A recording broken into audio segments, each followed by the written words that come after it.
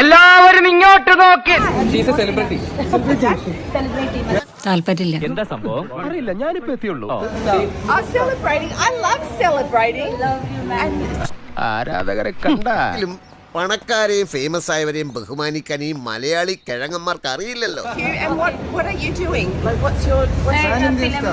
അതൊക്കെ ഈസി അല്ലേ?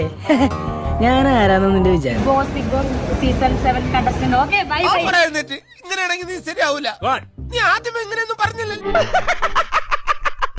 ഈശ്വര, ഇവിടെ ആരില്ലല്ലോ ഇതൊന്ന് പറഞ്ഞു ചിരിക്കാൻ. മൂർഖനെയാണല്ലോ ചവിട്ടിയത്.